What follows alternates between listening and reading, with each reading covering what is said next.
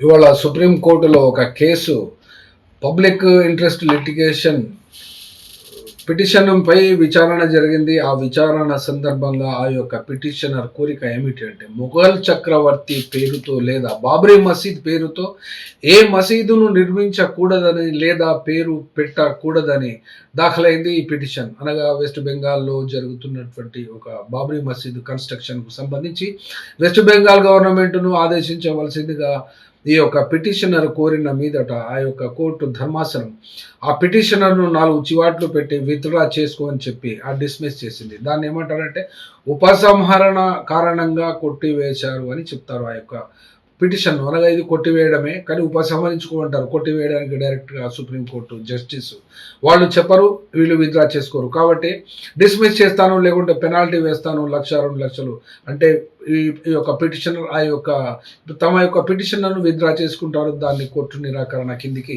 అది కోర్టు భావిస్తుంటుంది. మనల్ని కూడా భావించమంటుంది. అనగా ఇది ఒక రకంగా ఇది ఏ ప్రక్రియ అర్థం చేసుకోవచ్చు. తాను డైరెక్ట్‌గా నిరాకరించదు.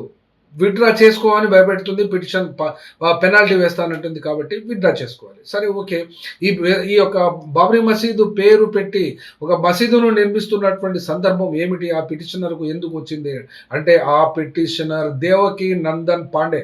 ఈయన ఉత్తరప్రదేశ్‌కు చెందినటువంటి వాడు. ఈయన తనకు అడ్వకేట్ లేకుండానే స్వతహాగా ఆయన మాత్రమే ప్రెజెంట్ ఇన్ పర్సన్ పిటిషనర్ సుప్రీంకోర్టులో తమ వాదనను వినిపించడానికి వస్తే ఆ యొక్క బెంచ్ నిరాకరించింది. ఆ యొక్క బెంచ్‌కు సారథ్యం వహిస్తున్నటువంటి జస్టిసెస్ విక్రమ్‌నాథ్ మరియు సందీప్ మెహతా యొక్క పిటిషన్‌ను రిజెక్ట్ చేశారు అనగా డిస్మిస్ చేశారు. ముర్షిదాబాద్ వెస్ట్ బెంగాల్‌లో ఒక మసీదును కడతామని చెప్పి దేశవ్యాప్తంగా సంచలనం సృష్టించినటువంటి హుమాయూన్ కబీర్ ఈ యొక్క మసీదును కడతామని ప్రకటన చేసిన నేపథ్యంలో అంతకు ముందున్నటువంటి రాజకీయ కారణాల వల్లనే టీఎంసీ మమతా బెనర్జీ ప్రభుత్వము ఆయనను తమ పార్టీలోకి వెళ్ళి సస్పెండ్ చేసింది. కానీ ఆయనకున్నటువంటి అక్కడ రాజకీయాలలో ముర్షిదాబాద్లో కాస్త పట్టుంది. ఆయన స్వతహాగా డిసెంబర్ నెలలో ఒక పార్టీని కూడా ఫామ్ చేశారు. ఆ పార్టీ పేరు జనతా ఉన్నయాన్ పార్టీ జేయూపీ. డిసెంబర్ ప్రాంతంలో అది నవంబర్ డిసెంబర్ 25లో ఇది ఫామ్ అయింది.